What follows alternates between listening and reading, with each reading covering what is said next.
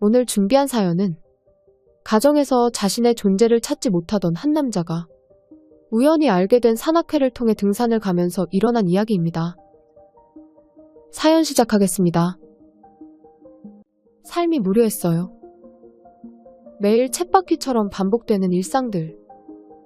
사랑하는 여자가 있어 가정도 일구었지만 그때 내가 사랑한 여자는 어디로 갔는지 지금은 그때의 모습을 전혀 찾아볼 수가 없어요. 신혼 초에는 퇴근하고 지친 몸으로 집에 도착하면 오늘도 고생했다며 안아주던 기억 속의 아내. 하지만 그런 아내는 어딜 갔는지 아이가 태어나서부터는 변하기 시작했고 지금은 집에 오면 마치 투명인간 취급을 하네요. 여보 나왔어. 여보! 습관적으로 퇴근하고 집에 오면 아내를 부르지만 언제부턴가 따뜻한 인사 대신 다른 말이 들려왔어요. 나 밥하는 거 안 보여? 쓰레기 봉투는 다 찬 지가 언젠데 아직도 안 버리는 거야. 조금 있다 버리면 되잖아. 퇴근하고 막 들어온 사람한테 그러고 싶냐? 자기가 안 버리니까 그렇지. 이건 자기가 버리기로 약속한 거 아니야? 누가 안 버린대. 숨 좀 돌리고 버린다고 하잖아. 냄새 난단 말이야. 이럴 시간에 버리고 오겠다? 아, 짜증나. 못 참겠으면 낮에 자기가 버리면 되지. 낮에는 뭐하고 시간 있잖아. 무슨 시간? 내가 놀아.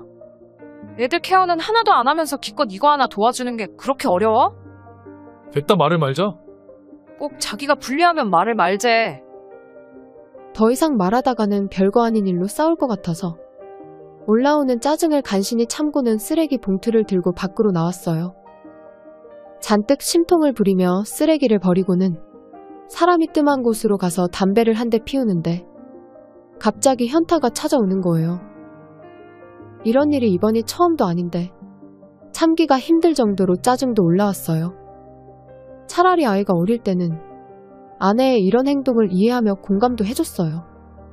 아내의 임신 사실을 알고 나서 바로 회사도 그만두게 해주었고 아파트에서 애를 키우고 싶다는 말에 무리해서 대출해서 이사도 했어요.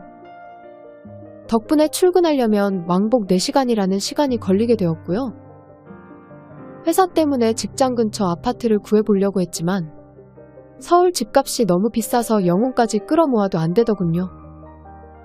한참을 그렇게 혼자서 그런 생각하며 울분을 삭히고 있을 때 낯익은 목소리가 들려왔어요. 여기서 뭐해? 형님 이제 퇴근하시는 거예요? 보시다시피 마누라 심부름하고 있죠. 나도 하나 주라. 같이 한 대하고 올라가지 뭐. 애가 유치원 다닐 때 부모 모임에서 알게 된 형님으로 가끔 속마음을 나눌 정도로 말이 잘 통하는 분이셨어요. 형님 요새 사는 게 왜 이렇게 재미가 없죠? 누가 재미로 사냐 대충 뭐 닥치는 대로 살지. 얼굴 보니까 뭔 일 있는 것 같은데? 일이 있는 건 아니고 그냥 기분이 그렇네요. 형님은 퇴근하고 집에 오면 형수가 반겨줘요? 형님은 내가 묻는 말에 알 수 없는 미소를 지으며 대답했어요. 혹시 집에 오자마자 누가 쓰레기 버리라고 손에 쥐어줬어? 그걸 어떻게 알아요? 너만 그러고 산다고 생각하는 거야? 이 형님은 벌써 통달해서 이제는 기분도 안 나빠. 어떻게 그럴 수 있어요? 내 말을 듣던 형님은 주위를 한번 둘러보더니 말했어요. 요새 재수씨 옆에는 가는 거야? 가기는요. 언제 했는지 기억도 안 나네요. 서로 패턴도 틀려서 내가 잠들면 와이프는 새벽이나 되어서 들어와 자는걸요. 그럼 너 스트레스는 뭐로 풀어? 그냥 반주로 한 잔 먹고 자는 게 다죠. 그러니까 스트레스만 쌓이고 여기서 이러고 있는 거지. 형님은 뭐해서 풀어요? 난 등산하지. 산에 간다고 그게 풀려요? 말만 들어도 벌써 힘든데. 그러니까 네가 하나만 알고 둘은 모르는 거야. 누가 정상까지 가래. 산은 적당히 타고 좋은 거 먹으러 다닌다 이런 말 몰라? 에이 형님도 좋은 거 먹어봤자 뭐 얼마나 좋은 거 먹는다고요. 괜히 살만 찌겠어요. 그러니까 너가 안 된다는 거야. 좋은 거 먹고 딴 것도 먹고 해서 풀고 하는 거지. 그게 무슨... 모르겠으면 다음에 나랑 한번 가던지. 산악회 사람들도 내가 다 소개시켜줄게. 형님 말을 듣는데 호기심이라는 녀석이 올라왔어요. 산악회요? 거기 말 들어보니까 전부 늙은 사람밖에 없다던데. 넌 아직도 조선시대에 살고 있는 사람처럼 이야기를 하네. 가보고 놀라지나 마라. 그리고 너 보험 영업한다는 사람이 그런 곳도 많이 다니고 해야지. 모르긴 몰라도 계약도 몇 개 할 수 있을걸. 그래요? 진짜 형님 따라가면 사람 다 소개시켜주고 할 거죠? 그럼 다음에 갈 때 같이 따라가고요. 당연하지. 내가 너 혼자 던져 놓을까봐? 나중에 왜 이런 걸 일찍 소개 안 해줬냐며 징징거리지나 마. 알겠지? 암튼 전날에 연락할 테니까 시간이나 비워놔. 알겠어요. 형님 먼저 들어가세요. 전 한 대 더 하고 올라갈게요. 그래, 오늘은 여기까지 하자. 이런 이야기는 술 한잔하면서 해야 되는데 다음 주 금요일쯤에 연락할 테니까 전화 꼭 받고. 네, 알겠어요. 그렇게 형님을 보내고 하나 더 태운 뒤에 집으로 올라가는데 짜증이 났던 기분은 어디 갔는지 남아있지 않았고 어느새 휴대폰으로 등산복을 검색해서 구매하고 있었어요. 그 후 약속대로 형님한테서 금요일날 연락이 와서는 약속 시간과 만날 장소를 알려주어서 설레는 마음으로 다음날 등산을 갈 수 있었어요. 왔어? 네, 일찍 온다고 왔는데 먼저 와 계시네요. 괜찮아, 나도 이제 막 왔어. 인사해. 여기는 오늘 같이 등산하실 분들이야. 아, 안녕하세요. 처음 뵙겠습니다. 어머, 안녕하세요. 기성씨 말대로 미남이시네요. 지금 인사하신 분은 우리 산악회 부회장님이신 상미씨. 그리고 이쪽은 내 등산 와이프 미영씨. 인사해. 안녕하세요. 처음 뵙네요. 등산은 오랜만이라 못하더라도 이해해주세요. 왜요? 산이 이렇게 좋은데 그동안 안 오고 뭐 했어요? 오늘처럼 좋은 분들이 없어서 그동안 못 갔나 봐요. 왠지 듣기 좋은데요? 뭐야, 언니 벌써 작업 들어가는 거야? 야, 나라고 언제까지 너희 둘 사이에 끼어서 혼자 있어야 하냐? 나도 보호받으면서 산에 한번 올라가 보자. 오늘은 저만 믿으시면 됩니다. 산은 많이 안 타봤어도 힘하나는 자신 있어요. 부회장님, 이건 믿어도 돼요. 이 친구 옆에서 봤는데 힘이 장사라니까요. 언니 오늘 좋겠다. 내 파트너는 골골거려서 영 쓸 데도 없는데. 내가 언제? 오늘 어디까지 가고 싶은데. 말만 해. 내가 오늘 비행기 한번 태워줄 테니까. 왜 오늘도 공항에서 이륙도 못하려고 그러지? 이게 진짜? 자자, 사랑 싸움은 산에 내려와서 둘만 있을 때 하시고 이제 올라갈까요? 우리가 너무 나갔죠. 오늘 우철이가 알아서 모실 거니까 부회장님은 편안하게 올라가세요. 우철아, 안 그러냐? 네, 형님 오늘 확실하게 하겠습니다. 가시죠, 부회장님. 그렇게 산행을 시작했고 주차장을 빠져나갈 때 형님이 뒤로 오더니 말했어요. 오늘 저분이랑 잘해서 친분 만들어 놔야 돼. 얼굴만 이쁜 게 아니라 업체도 운영하고 인맥이 장난 아니거든. 너 영업하기도 좋을 거야. 정말요? 그래, 오늘 내려오면서 너가 술 한 잔 산다고 해. 막걸리 먹으러 가면 분위기는 내가 알아서 만들어줄게. 저야 그렇게만 해주시면 좋죠. 형님은 대화를 마치자마자 다시 여성분들에게 갔고 전 물끄러미 부회장을 바라봤어요. 나이는 나보다 많은 듯 보였지만 평소 몸매 관리를 열심히 하는지 등산복 맵시가 장난이 아니더라고요.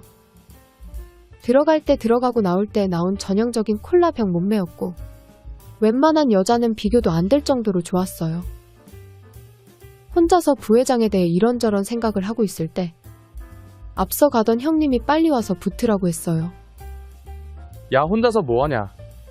얼른부터 혼자 놔두고 간다. 처음에는 4명이서 나란히 걸으며 산을 타기 시작했는데 지나가는 사람들이 많아서 그런지 자연스럽게 둘둘 파트너로 나뉘어 걷게 되었어요. 산은 많이 안 가봤다면서 잘 타네? 총각 때 자전거를 많이 타서 하체는 자신 있어요. 결혼하고 거의 못하기는 했지만요. 왜? 취미는 있어야지. 그럼 스트레스는 어디다가 푸는 거야? 아, 집에 와이프가 정말 잘해주나 봐. 잘해주기는요. 퇴근하고 집에 오면 투명인간 취급하는걸요. 에이, 피곤해서 그렇겠지. 요새 맞벌이 하면 와이프가 훨씬 힘들다고 하더만. 힘들긴요. 매일 집에서 자요. 차라리 일이라도 하면 이런 소리도 안 할 건데. 결혼하고 바로 직장 그만두고 집에 있는 지 10년이 훨씬 넘었어요. 정말? 그럼 혹시 바람 피다가 걸렸어? 그런 거 있었으면 납작 엎드려 살죠. 그럼 자기 사업하다가 말아먹었구나. 간이 작아서 사업의 사자도 모르는데 무슨 사업이요? 그럼 왜 그래? 신랑이 힘들게 일해서 먹여 살리는데. 매일은 못하더라도 신랑 오면 안마라도 해줘야지. 제 말이요. 쓰레기 버릴 때 말고는 대화도 없어요. 자기 힘들겠다. 숨은 쉬고 사는 거야? 그래서 형님이 숨 좀 쉬라고 오늘 여기 데리고 나온 거예요. 그리고 오늘 정말 잘 나온 것 같아요. 부회장님도 만나고. 오늘 처음 본 그녀에게 그동안 아내에게 쌓였던 말들을 하니 너무나 후련하고 뭔가 위로받는 기분이 들어서 너무 좋았어요. 거기다가 내 기분을 생각해주며 말해주는 그녀 때문에 더욱 기분이 좋았던 것 같아요. 그렇게 한참을 그녀와 서로에 대해 이야기를 할 때 떨어져서 걷던 형님이 파트너랑 와서는 부회장님, 저희는 이쯤에서 이쪽으로 빠질게요. 이해해 주실 거죠? 뭐야, 오늘도 그럴 거야? 언니가 이해 좀 해줘. 우리 3주 만에 만나는 거야. 내가 못 살아. 시간은 얼마나 주면 되는데? 1시간이면 충분할 것 같아. 알겠다, 알겠어. 우린 더 올라가서 막걸리나 한 잔 먹지 뭐. 나올 때 전화하고. 알겠어, 언니. 먹고 있어. 너무 먹지는 말고 내려가서 더 먹어야지. 목만 축일 거야. 둘이 있을 때 멧돼지나 나와버려라. 뭐래? 암튼 우리 간다. 알아서들 노세요. 그 둘은 그렇게 말하고는 등산로가 아닌 듯이 보이는 곳으로 빠져버리는 거예요. 저기로 가면 어디 나오는데 간다는 거예요? 자기 정말 등산 안 해봤나 보네? 왜요? 그런 게 있어. 자기는 아직 그런 거 몰라도 돼. 그리고 산에 갈 때 덥다고 바지 함부로 걷지 말고. 더더욱 한쪽만 걷으면 나한테 아주 혼날 줄 알아. 그건 또 왜 그러는 건데요? 다 그런 게 있네요. 저기 자리 있네. 저기 가서 막걸리나 먹자. 내가 챙겨온 게 있거든. 그녀는 알 수 없는 미소를 지으며 그늘이 있는 바위로 가자고 했어요. 언제 이런 거 다 챙긴 거예요?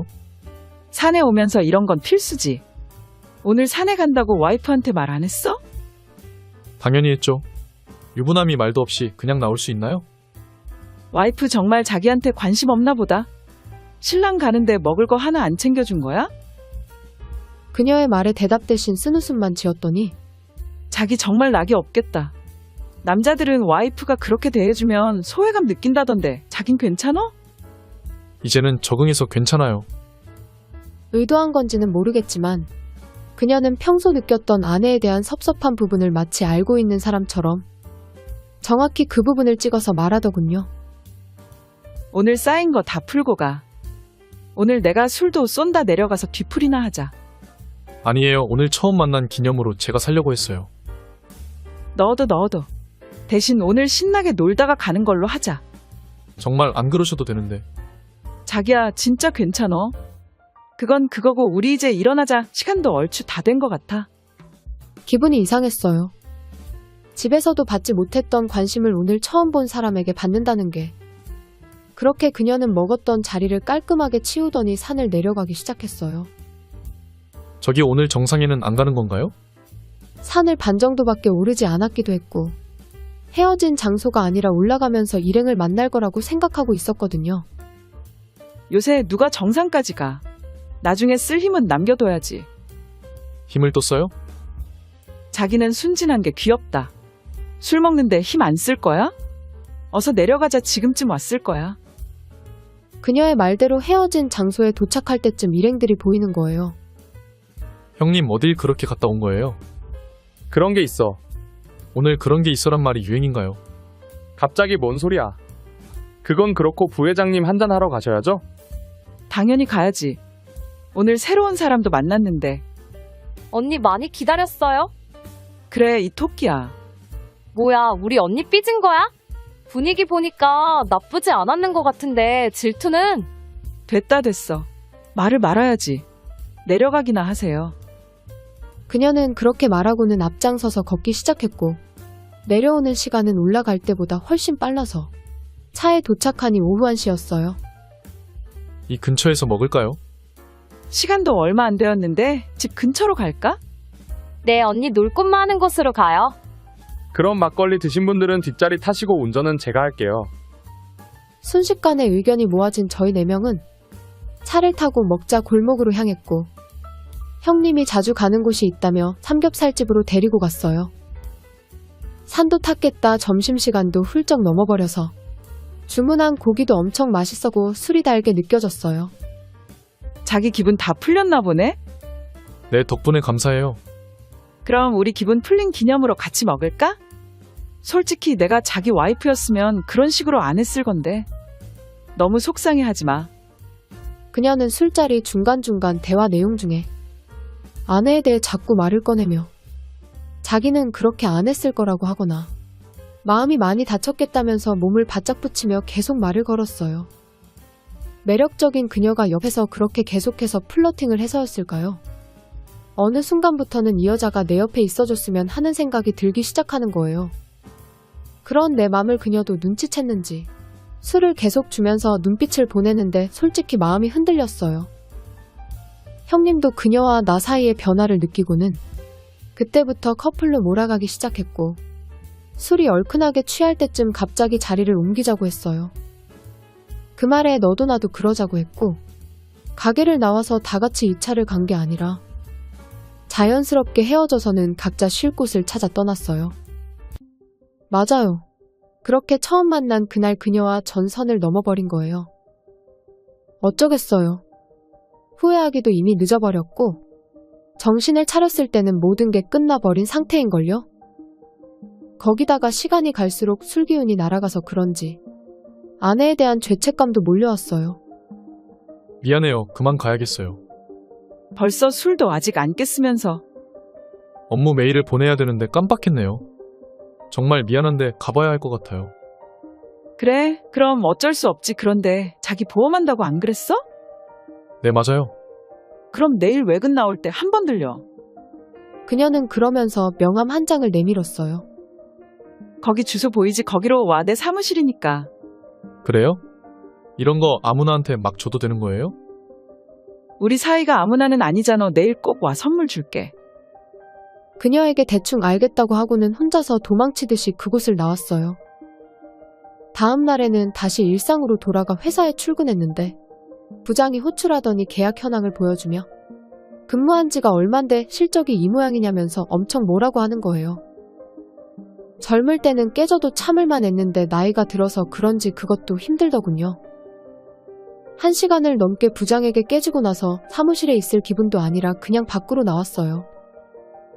스케줄표를 보며 계약 가능한 고객들을 찾아보는데 가볼 사람도 없더라고요. 그래서 찾다가 찾은 고객은 바로 그녀였어요. 분명히 그녀가 선물을 준다고 했으니 그게 보험 하나는 들어주는 게 아닐까라는 생각을 해버린 거죠. 지갑에서 그녀가 준 명함을 꺼내서는 차를 몰아서 그녀의 회사로 갔어요. 막상 도착해서 회사 문을 열려고 하는데 평소와는 다르게 용기가 나지 않는 거예요. 한동안 문 앞에서 계속 망설이다가 겨우 용기를 내어서 문을 열었고 남자 직원이 다가와서는 어떻게 오셨는지 물어보더군요. 정말 다 기어들어가는 목소리로 대표님을 뵈러 왔다고 하고는 그녀의 명함을 보여주었는데 직원분은 아무 말 없이 대표실로 안내해 주었어요. 어머, 누군가 했네. 어서 와요. 네, 이쪽으로 지나가다가 어제 일도 있고 해서 겸사겸사 인사드리러 왔어요. 부끄러웠어요. 그녀가 오라고는 했지만 전날 같이 사랑을 나누며 하루를 보낸 그녀에게 누가 보아도 아쉬운 소리를 하려고 한 얼굴로 나타났으니 말이에요. 정말 잘 왔어요. 안 그래도 어제 일 생각하고 있었는데 서 있지 말고 이리로 와서 앉아요. 어제는 계속 반말을 하던 그녀가 회사여서 그런지 존대를 해주면서 앉으라고 했어요. 뭐 존대도 직원이 나가자마자 반말로 바뀌기는 했지만요. 자기 어제는 잘 들어갔어? 네, 어제는 제가 좀 당황해서 그렇게 갔네요. 어제 자기 얼굴 봤어야 하는 건데. 자기 나가고 얼마나 웃었다고. 와이프한테는 안 걸린 거야? 네, 뭐 그냥 잘 넘어갔어요. 에이, 아쉽다. 걸려서 쫓겨나면 주워서 내 거 하려고 했는데 나 어제 너무 행복했거든. 울 자기야랑 언제 다시 산에 가려나? 시간 내어서 가야죠. 저도 산이 정말 좋았어요. 아참, 내 정신 좀 봐. 내가 선물 준다고 했지? 내가 뭐 들어주면 좋아할까나? 굳이 그렇게까지 안 하셔도 돼요. 에이, 그렇게 해서 밥 벌어 먹고 살겠어. 그러지 말고 말해봐. 그럼 염치불구하고 보험 몇 개만 보여드릴게요. 역시나 예상대로 그녀가 보험을 들어주려고 해서 보통 여성분들이 좋아하는 상품에 대해 설명을 하기 시작했는데 시작한 지 얼마 안 되었을 때 그녀가 말을 끊는 거예요. 자기야, 내가 고작 한 개 들어주려고 자기한테 말하라고 했겠어? 그럼요? 그녀는 대답 대신 직원을 불렀어요. 지금 사무실에 있는 직원 몇 명이나 있나요? 죄송합니다, 사장님. 잠시 확인을 해봐야 할 것 같아요. 직원은 의외의 질문에 당황을 하더니 다시 밖으로 나갔다가 들어와서 말했어요. 지금 사무실에는 12명 있고 나머지는 외근 나갔습니다. 뭐 때문에 그러시는지 알려주시면 조치해놓겠습니다. 여기 이분한테 보험 설명 듣고 각자 하나씩 가입하라고 하세요. 비용은 회사에서 지급한다고 하고요. 그녀의 깜짝 선물에 너무나 놀라고 말았어요. 한꺼번에 12명을 가입시켜주다니. 그날 외근 나간 직원까지 합쳐서 모두 18개의 계약을 그녀 덕분에 할 수 있었어요. 그리고 그게 마지막이 아니라 그녀를 만나면서 자기가 알고 있는 모든 인맥을 연결해 주더군요. 살면서 영업이 그렇게 쉬운 건 처음이었어요. 그녀가 소개해 주신 분들은 하나같이 오랜 지인이라 말하며 설명도 대충 듣고는 가입해 주었고 그분들 대부분은 그녀와 마찬가지로 어느 정도 부를 축적한 사람들이었어요. 여보, 통장에 찍힌 1,000만 원 이거 진짜야? 퇴근하고 문을 열고 들어갔는데 평소라면 아는 척도 안 하던 와이프가 뛸 듯이 기뻐하며 반겼어요. 그럼 그게 진짜지 가짜겠어. 돈이 그렇게 좋냐? 그럼 다른 아줌마들이 남편 월급 자랑할 때 자기 월급 때문에 내가 얼마나 부끄러웠다고. 다음에는 나도 자랑할 수 있겠다. 어이가 없었어요. 부끄러웠다니. 내가 뭐 때문에 나가서 일하는데. 아내의 그런 모습에 씁쓸한 기분이 올라오기 시작했고 갑자기 그녀가 너무 보고 싶어졌어요. 그런 식으로 매번 아내에게 실망을 할 때마다 그녀에게 마음이 움직여갔고 이제는 그녀보다 내가 그녀를 원하게 되었어요. 그리고 그녀와 매주 산행을 가면서 지난번 형님이 다른 길로 갔는 이유도 그녀가 행동으로 보여줘서 알게 되었어요. 그날 그녀가 행동으로 알려준 덕분에 아내에게 들킬 뻔한 위기도 한번 찾아오기도 했고요. 여보 옷이 왜 그래? 등산을 어떻게 하면 그렇게 될 수 있는 거야? 산을 탄 게 아니라 그냥 굴러다녔어. 뭔 소리야 그게. 내가 말을 말아야지. 이거 봐봐, 내가 그런 소리 안 하게 되었나? 아내는 소리를 치며 등 쪽 옷을 잡아당겨서 보여주는데 등산복이 찢어진 거는 물론이고 먼지도 엄청 묻어 있었어요. 아 이거? 등산로를 잘못 들었다가 가지에 걸려서 그렇지.